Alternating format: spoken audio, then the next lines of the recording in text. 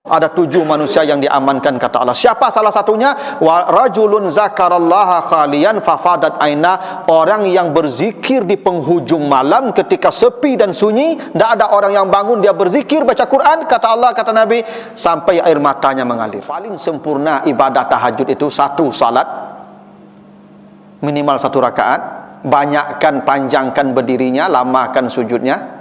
Setelah salat ratil, ya, waratil Qur'ana tartila, baca Quran dengan murattal. Ketiga, berdoa. Ya, da'una rabb, berdoa. Dan yang keempat, tutuplah dengan istighfar kepada Allah, karena Allah menunggu istighfar kita di langit dunia. Nabi tadi, bila malam berakhir, bila malam menjelang berakhir, sepertiga terakhir, Allah turun ke langit dunia menanti 3 perkara. Doa hamba, makanya ya da'una rabbahum, permintaan hamba, dia meminta kepada Allah apapun dia minta, urusan dunia, urusan akhirat, dikasih Allah langsung. Wabil asharihum yastaghfirun, Allah menunggu istighfar kita. Siapa yang minta ampun, saya ampun. Kita akan melewati sirat nanti selama 12.000 tahun lamanya, 21.000 tahun lamanya. Karena kata Nabi, siratal mustaqim itu dibentangkan di atas jahanam dengan 7 posko. Jarak dari satu posko ke posko 2 perjalanan 3.000 tahun kata Nabi. Kalau 21.000 tahun, Bapak Ibu, kita akan meniti pelama tu Pak. Tapi ada orang yang meniti dengan secepat kilat. Yauma taral mu'minin wal mu'minat yas'a nuruhum, mereka berjalan dengan cahaya. Kenapa mereka berjalan dengan cahaya? Kata Nabi, mereka berjalan dalam kegelapan malam menuju rumah Allah untuk salat subuh. Mereka dapat cahaya dan mereka baca, Allahumma ja'al fi qalbi nuran, ya Allah jadikan di hati saya cahaya, lidah saya bercahaya, wa fi lisani nuran, wa fi sam'i nuran, wa fi basari nuran, wa fauqi nuran, wa tahti nuran, wa amami nuran, wa khalfi nuran. Ibu bapak yang belum hafal doa ini, nanti cek di Google, buka searching di Google itu, doa berjalan ke masjid.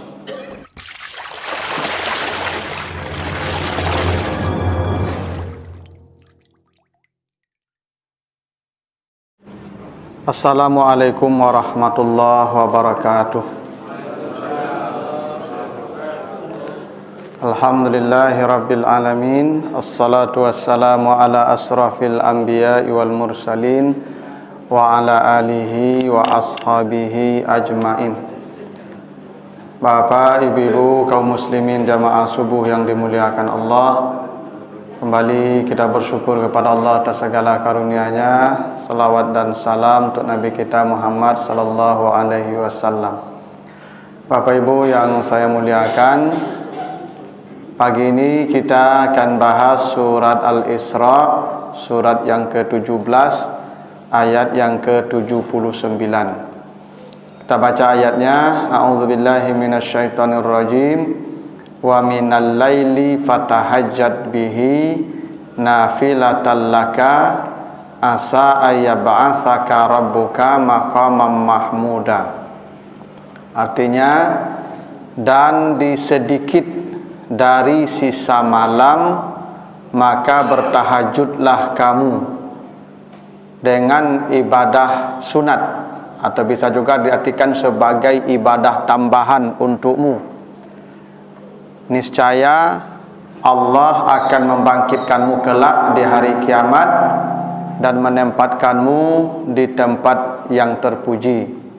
Nah, itu artinya surat Al-Isra ayat 79. Jadi di ayat ini Bapak Ibu, Allah menjanjikan sesuatu yang besar. Apa janji Allah? Asa ayyab'atsaka rabbuka maqaman mahmuda. Kelak ketika kamu dibangkitkan oleh Allah di hari kiamat, kamu akan ditempatkan Allah di tempat yang terpuji. Kita ini Bapak Ibu akan melewati fase-fase perjalanan yang panjang menuju Tuhan. Kata Allah di surat Al-Insyiqaq ayat yang ke-6, ya ayyuhal insan innaka kadihun ila rabbika kadhan famulaki. Wahai manusia, sesungguhnya kamu akan berjalan menuju Tuhan dengan perjalanan yang sangat panjang. Namanya kadhan. Jadi perjalanan kita menuju Tuhan itu panjang sekali, lama. Sekarang kita belum berjalan Bapak Ibu, kita sekarang sedang singgah di alam di mana kita disuruh mengumpulkan bekal. Kata Allah, tazawwadu fa inna khairaz zad at-taqwa. Wahai manusia, berbekallah kamu sebanyak-banyaknya di dunia dengan bekal ketakwaan. Jadi bekal yang kita kumpulkan siang malam di dunia ini, inilah yang akan kita bawa ya sebagai supaya perjalanan kita mudah menuju Tuhan dan cepat. Bapak Ibu, kalau pergi ke Jakarta lalu buat PT 100 juta, bisa capek sampai. Pak, kebetul bisa charter pesawat. Tapi kalau pergi Jakarta buat PT 10 ribunya, jalan kaki lah, lama sampai begitu. Jadi makin banyak bekal yang kita kumpulkan, makin cepatlah kita sampainya menuju Tuhan. Dan perjalanan itu kata Allah tidak perjalanan pendek. Setelah di alam dunia ini Bapak Ibu, kita akan mati. Itu check innya itu ya. Jadi mati itu kita check in menuju akhirat, tapi belum ke akhirat, masuk ruang tunggu dulu, namanya alam barzah. Di alam barzah itu kita menanti kiamat. Begitu kata Allah di surat Al-Mu'minun ayat 100, wa mi waraihim barzakhun ila yaumi yub'atsun. Manusia akan dikungkung di alam barzah sampai hari kiamat datang, hari berbangkit, yub'atsun, hari mereka dibangkitkan. Nah, selama itu mereka berada di alam barzah, dan lama sekali Bapak Ibu. Ya, menurut hitungan para ahli, sebagian itu ahli fisika berpendapat menurut hitungan energi matahari ya, katanya nanti matahari itu akan kehabisan energi dan itulah kiamat. Ketika matahari sudah gelap, kiamat. Dan katanya energi matahari masih tersisa 6,5 miliar tahun lagi. Lama Pak ya, kalau itu hitungannya benar berarti Bapak Ibu tidak akan menemui kiamat dong ya, tapi mati pasti. Kalau mati hari ini ya mungkin 6 miliar tahun lagi nunggu di alam barzah, dan itu lama kalau itu benar hitungannya. Tapi wallahu alam lah. Tapi alam barzah itu alam penantian. Dia orang tidak diazab di sana dalam pengertian seperti yang kita pahami digergaji, dipukul, dipalunda. Di sana kita menunggu kiamat, tapi itu ada teror siang malam. Kata Allah di surah Ghafir ayat 46, an-naru yu'raduna 'alaiha wuduwan wa asyian. Bagi calon-calon penghuni neraka di alam barzah itulah diperlihatkan neraka pagi dan sore. Melihat neraka pagi dan sore itu, tempat yang akan dia tempati di neraka kelak, itulah azab kubur namanya. Dan kerana itulah manusia minta balik ke dunia. Rabbirji'uni la'alli a'malu salihan fima taraktu. Nah, itu alam barzah, belum berjalan ke akhirat. Perjalanan ke akhirat itu baru dimulai setelah kiamat. Nah, kata Allah di surah Al-Apa, di surah Az-Zumar ayat 68, summa nufikha fihi ukhra. Ketika semua sudah binasa, tidak lagi yang tersisa, maka Allah akan tiup trompet yang kedua melalui malaikat Israfil. Apa yang terjadi? Semua manusia akan diberdirikan oleh Allah, menanti sesuatu yang tidak jelas. Kita berdiri saja, tidak ada kejelasan, diproses tidak, ditanya tidak, dihisap tidak, berdiri saja. Yanzurun namanya, qiyamu yanzurun. Berapa lama kita berdiri? Nabi menyebutkan dalam hadis Abu Ya'la, ya yauma yaqumun nasu li rabbil alamin bimiqdari nisfi yawm wa khamsuna alfasana. Semua manusia akan berdiri selama 50.000 tahun. Itu baru berdiri saja Pak, belum ada proses, belum dihisap, belum ditimbang, belum lewat sirat. Berdiri saja 50.000 tahun. Wallahu alam 50.000 tahun hitungan di sana atau hitungan di sini. Kalau hitungan dunia lebih ringan. Kalau hitungan di sana, sehari di sana 1000 tahun pula di sini. Masya Allah Pak. Dan kata Nabi, matahari didekatkan ke kepala manusia seukuran tongkat celak mata. Tudana syamsu lil abdi qadramil. Ya, matahari didekatkan ke manusia seukuran tongkat celak mata. Dekat sekali. Tidak bisa dibayangkan panasnya seperti apa dan hausnya bagaimana, hingga Allah menyebutkan di surat Maryam 85-86, wa nasukul mujrimina ila jahannama wirda. Di hari kiamat, di hari berbangkit itu manusia digiring dari padang mahsyar dalam keadaan haus, yang saking hausnya wirda. Nabi tanya, apa itu wirda ya Rasulullah? Muqatta'atun al-a'na minal atas, leher mereka sebagian ada yang putuskan hausnya. Hingga manusia di padang mahsyar itu meminta, Rabbana arihna walau ilan nar. Ya Tuhan, pindahkanlah kami walaupun ke neraka. Mereka mengira neraka lebih ringan daripada padang mahsyar karena belum masuk neraka. Tapi merasa kalau lebih baik neraka daripada padang mahsyar. Kira-kira begitu. Dahsyatnya padang mahsyar itu Pak Ibu. Itu Masya Allah.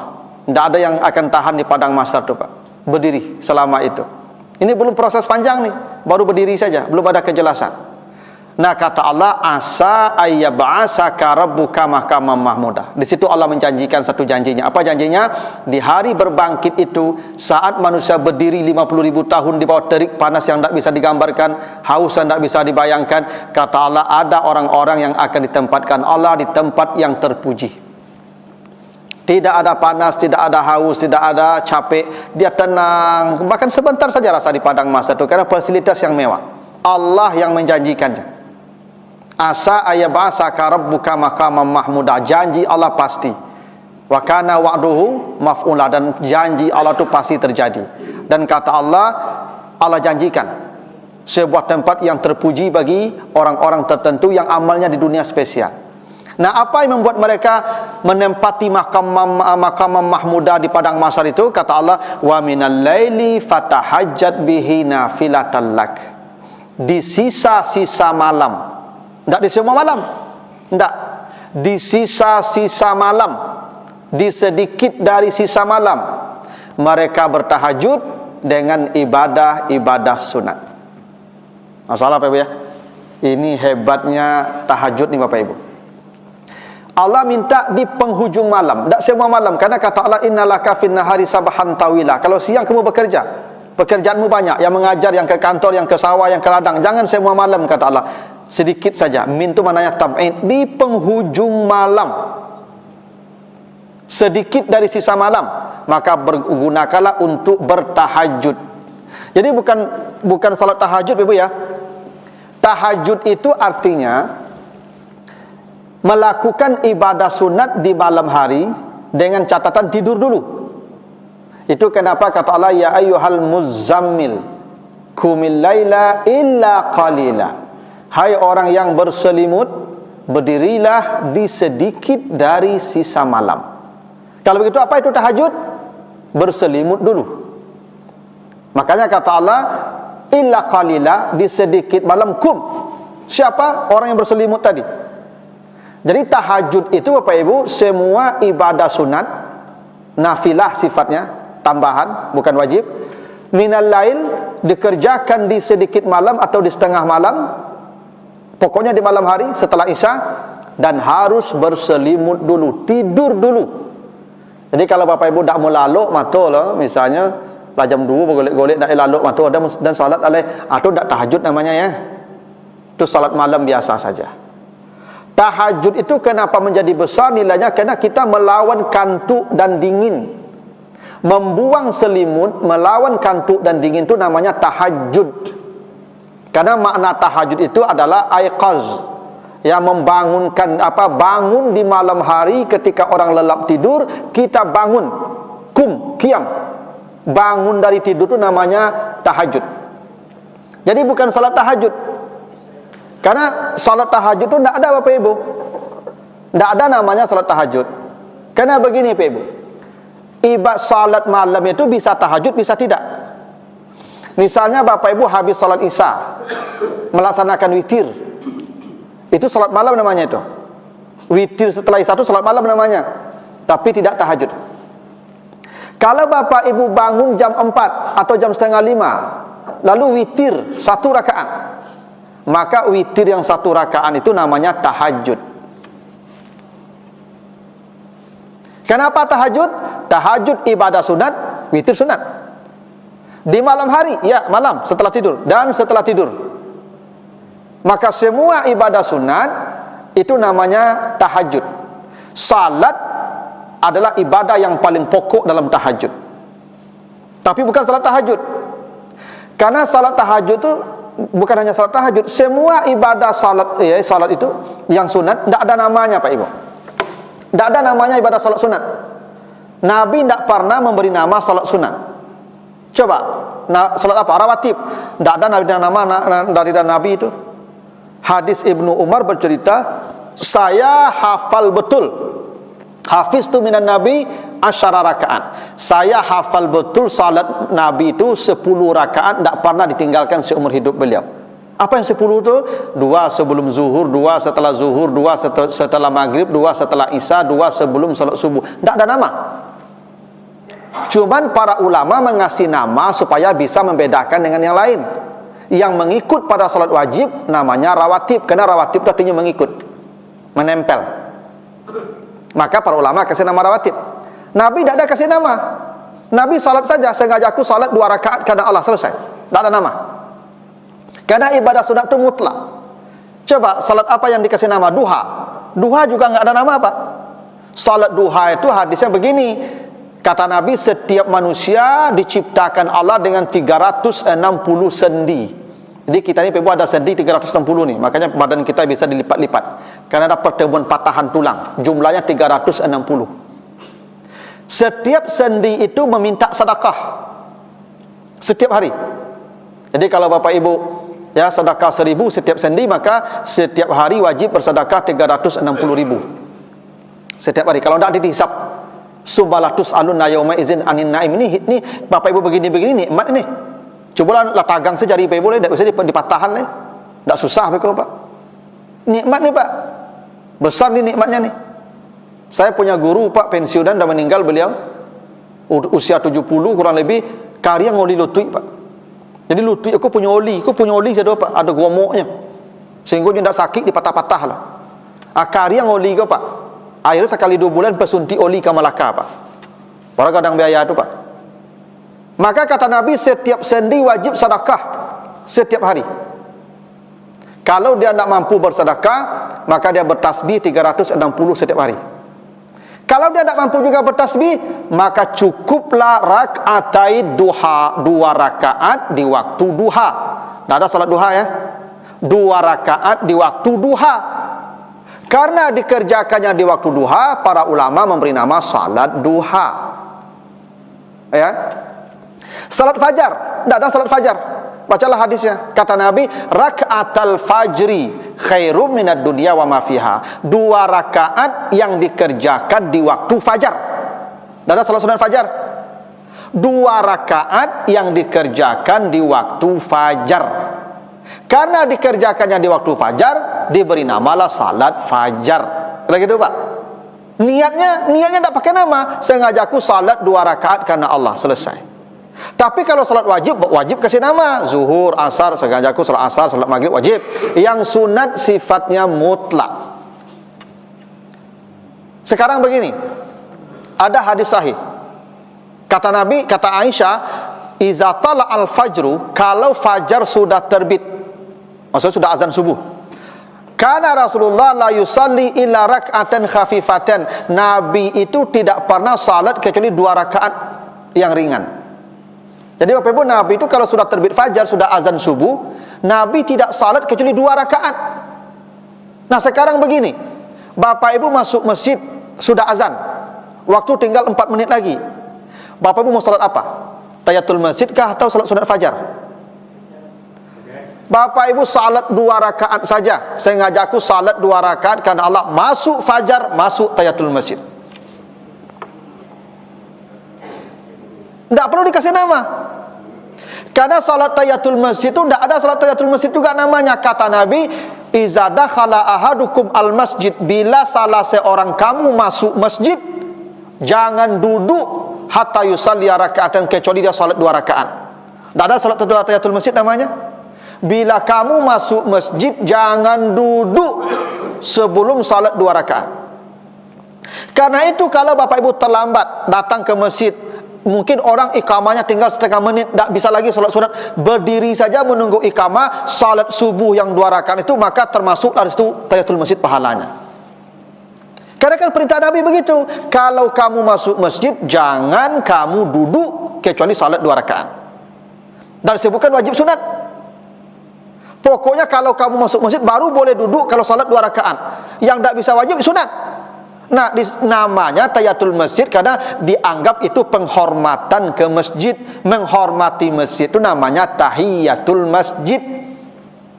Nabi tidak ada kasih nama. Tidak ada ibadah sunat itu yang Nabi kasih nama. Puasa juga begitu. Misalnya begini, itu hadis sahih ya, Nabi pulang ke rumah Aisyah. Lalu bertanya Aisyah, ada tidak sesuatu, saya lapar. Kata Aisyah, saya tidak masak ya Rasulullah, saya tidak dong kali makan di rumah lo. Apa kata Nabi? Inni shaimun, sengaja aku berpuasa tanpa nama. Karena ibadah sunat boleh tanpa nama, tidak wajib memberi nama. Misalnya begini, ibu biasa puasa hari putih Yaumul Bid 13, 14, 15. Sekarang ibu puasanya pas hari Senin tanggal 13. Mau niat apa? Hari Senin atau Yaumul Bid? Ibu berniat saja, sengaja aku puasa karena Allah, masuk Senin, masuk Bid. Tapi kalau dieksplisitkan niatnya sesuai niat, sengaja aku puasa Senin berarti Yaumul Bid ada pek lah. Sengaja aku puasa Yaumul Bid berarti hari Senin ada pek lah. Tergantung niat.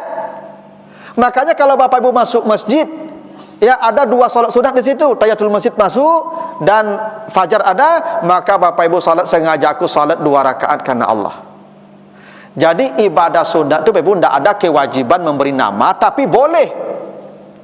Ustaz Ambu yo biasa bagi nama salat tahajud Ustaz, terus silakan. Karena kata Nabi salat malam itu namanya salatul lail. Salatul lail masna masna, salat malam itu 2-2-2. Dan Aisyah bercerita, saya melihat Nabi salat malam, baik di malam Ramadan maupun di luar Ramadan. Salat malam namanya kata Aisyah 4-4-3, 11. Kalau dalam hadis lain Nabi mengatakan 2-2-2-2. Jika kamu takut fajar datang, maka salatlah 1 rakaat saja, witir dengannya. Bukan salat witir. Makanya Bapak Ibu tidak perlu sengaja aku salat witir 1 rakaat, tidak perlu. Sengaja aku salat 1 rakaat. 1 rakaat tu witir tu. Witir tu artinya ganjil. Bapak Ibu berkata berniat sengaja aku salat 3 rakaat, itulah witir. Tidak perlu sebutkan witirnya lain. Tak apa lagi disebutkan witirnya. Bapak Ibu ingat akan salat 1 rakaat, itu dah witir itu. Lawannya ganjil, sengaja aku salat 2 rakaat berarti tidak witir itu. Sengaja aku salat 4 rakaat tidak witir itu. Tapi sengaja aku salat 3 rakaat, nah witir itu mah. Tak perlu lagi sengaja aku salat witir 1 rakaat, itu double tu Pak. Allah sebut salat witir, siapa lagi 1 rakaat lah. Sengaja aku salat 1 rakaat, sudah, tak perlu pakai witir. 1 rakaat itu witir artinya, ganjil. Makanya Bapak Ibu, ibadah tahajud itu semua ibadah sunat yang dikerjakan di malam hari dan salat yang paling pokok. Itu kenapa perintah tahajud itu kata Allah, kum, berdiri. Karena salatlah ibadah yang berdiri. Dan itulah kenapa Bapak Ibu salat malam itu yang paling afdalnya bukan banyak rakaatnya. Maka baca hadis Aisyah tadi, apa kata Nabi? Kata Aisyah, Nabi itu saya lihat salat malamnya baik di bulan Ramadan maupun di luar Ramadan tidak lebih dari 11 rakaat, kata Aisyah. Tapi jangan berhenti pada bilangan 11. Keterangannya, jangan kalian tanya lama dan panjangnya Nabi berdiri. Di situ sampai kaki Nabi bengkak-bengkak. Kenapa? Ya Al-Baqarah dan Ali Imran kadang 1 rakaat. Jadi 11 rakaat itu bukan 11 lalu Nabi berhenti tidur lagi, tidak. 11 itu berhentinya pada subuh hari. Kenapa? Karena kata Aisyah, jangan tanya panjang dan lamanya Nabi beri, la tas'al an husnihinna wa tulihinna. Jangan kalian tanya lama dan panjangnya Nabi berdiri. Karena itu salat malam itu yang paling afdal lama berdiri. Ibu bapak, biarlah salat 2 rakaat saja, tapi lamakan berdirinya. Baca ayat-ayat, mungkin tak, Abu tak apa ayat Ustaz, baca yang hafal. Kata Allah, faqra ma tayassara minal Quran. Baca yang mudah-mudah. Qul huwallah, ulang qul huwallah terus. Qul huwallah, lalu balik qul huwallah sampai capek, sampai latih, baru rukuk. Itu yang paling utama salat malam itu atau tahajud itu. Ya. Kenapa? Karena kata Allah, ketika nanti manusia berdiri di padang mahsyar 50.000 tahun, dia tidak ikut lagi berdiri. Asa ayyab'asaka rabbuka maqaman mahmuda. Kenapa? Karena ketika di dunia orang tidur lelap enak, dia berdiri capek.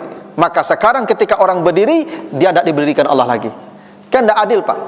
Masuk dulu di dunia orang lalu tagak payah. Tu kini orang tagaknya satu tagak balik. Kan tidak adil nomor itu, Pak. Allah ingin membayar capek berdirinya dulu.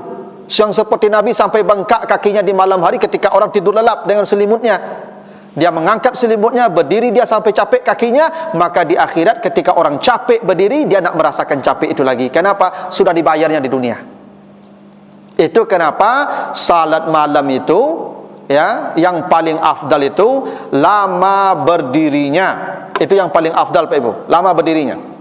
Ya, itulah kenapa, ya, kata Allah kalau ibadah malam itu ya, di surah Al-Furqan ayat 64 dan juga di surat Kahf ayat 26, kata Allah apa? Wallazina yabituna li rabbihim sujjadan wa qiyaman. Nah, makanya ibadah malam disebutkan dua, sujjadan wa qiyaman. Sujud, berdiri. Ini dua yang harus dilamakan nih.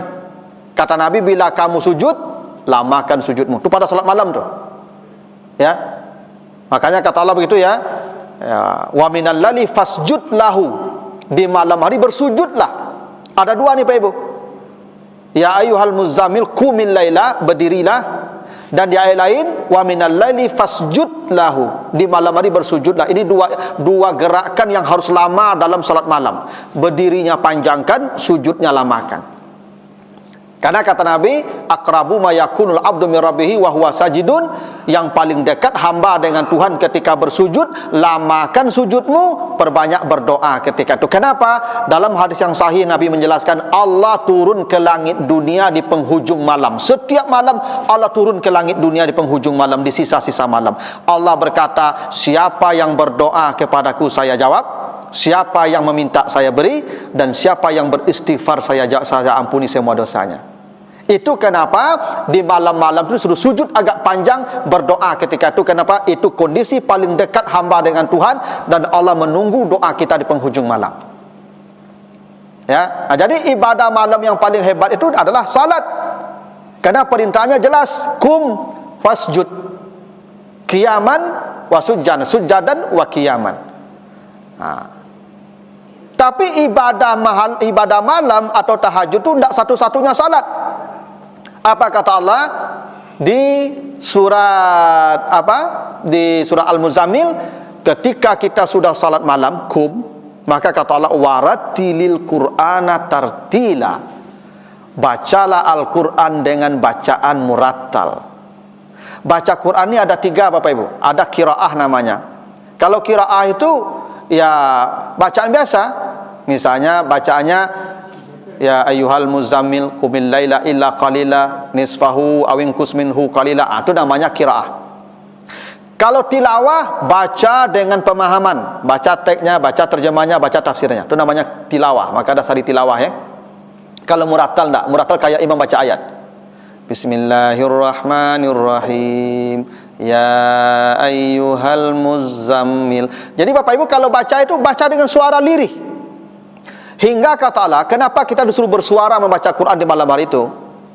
Inna nasyi'atal laili hiya asyaddu wat'aw wa aqwamu qila.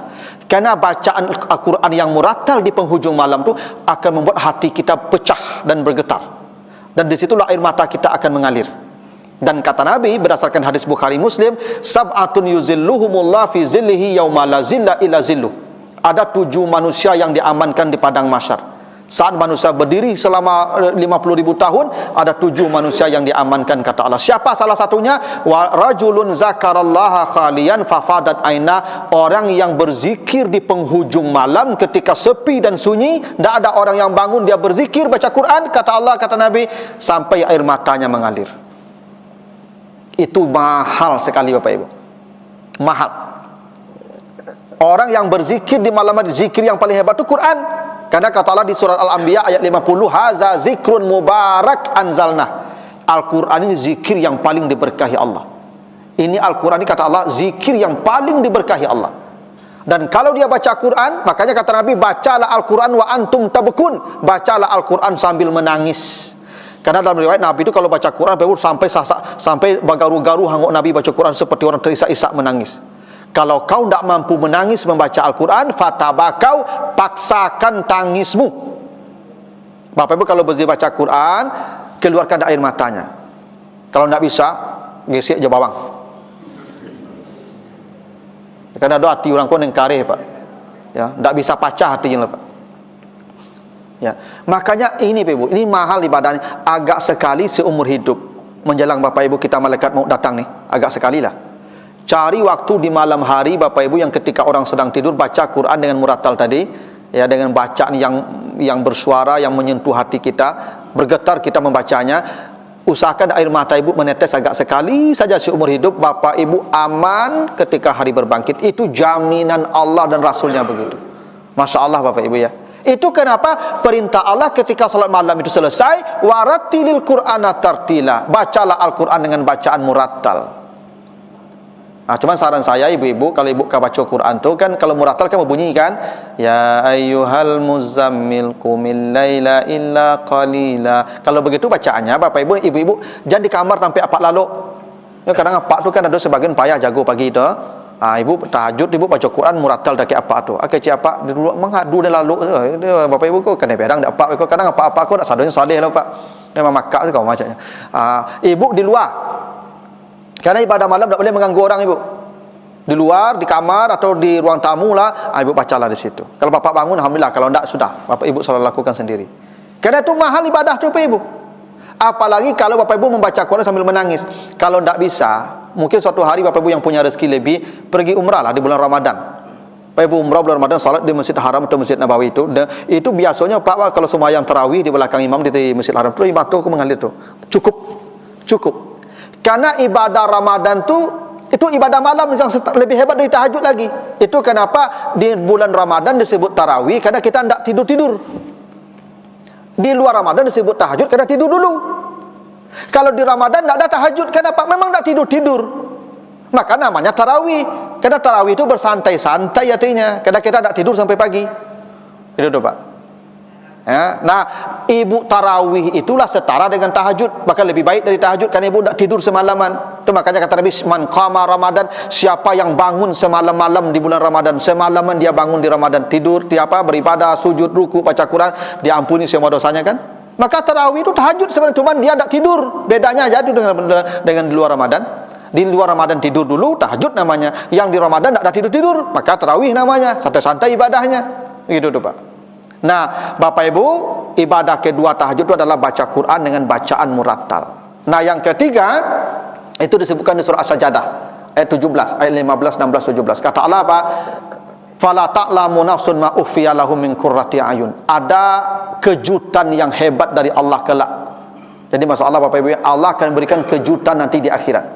Tidak semua orang dapat kejutan, Pak. Tidak semua orang. Ada orang-orang tertentu kata Allah dapat kejutan. Siapa mereka? Tatajafa junubuhum anil madaji' yad'una rabbahum khaufaw wa tama'a. Mereka menjelang pagi datang, maksudnya menjelang subuh, mengangkat lambungnya dari tempat tidurnya. Kalau ada orang sebelum azan subuh sudah mengangkat lambungnya, artinya sudah bangun.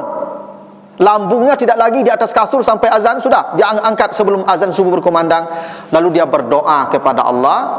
Itulah yang akan mendapat kejutan atau kado spesial nanti di hari kiamat. Masalah Bapak Ibu ya, Bapak Ibu tidak salat, Bapak Ibu tidak baca Quran, tidak apa-apa. Bangun tidur, wudu, duduk di sajadah, berdoa. Berdoa itu pun tahajud namanya. Kenapa? Sunat malam hari setelah tidur, iya tahajud namanya. Cuma tidak terbaik, karena kalau yang terbaik itu diurut, salat dulu, baca Quran murattal, lalu berdoa. Itu yang paling hebat. Dia ada urutnya. Tapi kalaupun Bapak Ibu berdoa saja, sudah cukup tahajud. Karena begitu kata Allah, tatajafa junubuhum anil madaji yad'una rabbahum. Doa itu pun masuk kategori tahajud karena nafilah, ibadah tambahan tersunat. Nah, yang keempat, yang paling terakhir ini dalam ibadah tahajud itu disebutkan di Az-Zariyat ayat 17-18. Kata Allah, kanu qalilan minal laili ma yahja'un wa bil ashari hum yastaghfirun. Siapa yang akan diamankan Allah di padang mahsyar? Kata Allah, di waktu sahur. Sahur itu maksudnya menjelang subuh, mereka banyak beristighfar kepada Allah. Menjelang sahur mereka yastaghfirun. Jadi yang paling baik Pak Ibu, yang paling sempurna ibadah tahajud itu satu salat, minimal 1 rakaat, banyakkan panjangkan berdirinya, lamakan sujudnya. Setelah salat ratil, ya, waratil Qur'ana tartila, baca Quran dengan murattal. Ketiga, berdoa. Ya, da'una rabb, berdoa. Dan yang keempat, tutuplah dengan istighfar kepada Allah, karena Allah menunggu istighfar kita di langit dunia. Kata Nabi tadi, bila malam berakhir, bila malam menjelang berakhir, sepertiga terakhir, Allah turun ke langit dunia menanti 3 perkara. Doa hamba, makanya ya da'una rabbahum. Permintaan hamba, dia meminta kepada Allah, apapun dia minta, urusan dunia, urusan akhirat, dikasih Allah langsung. Wabil asharihum yastaghfirun, Allah menunggu istighfar kita. Siapa yang minta ampun, saya ampuni. Makanya Bapak Ibu, setelah Bapak Ibu salat, baca Quran, berdoa tadi, itu berangkat ke masjid.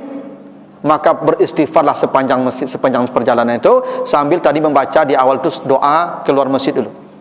Kan ada doa keluar masjid kan, yang diajarkan Nabi, Allahumma ja'al fi qalbi nuran, wa fi lisani nuran, wa fi sam'i nuran, wa fi basari nuran, wa fawqi nuran, wa tahti nuran, wa amami nuran, wa khalfi nuran, Allahumma ja'al li nuran.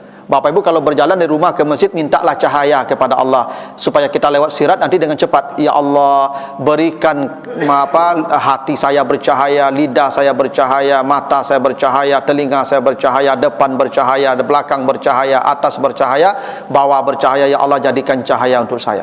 Ini penting Bapak Ibu baca doa ini, karena kita akan melewati sirat nanti selama 12.000 tahun lamanya. 21.000 tahun lamanya. Karena kata Nabi, Siratal Mustaqim itu dibentangkan di atas jahanam dengan 7 posko.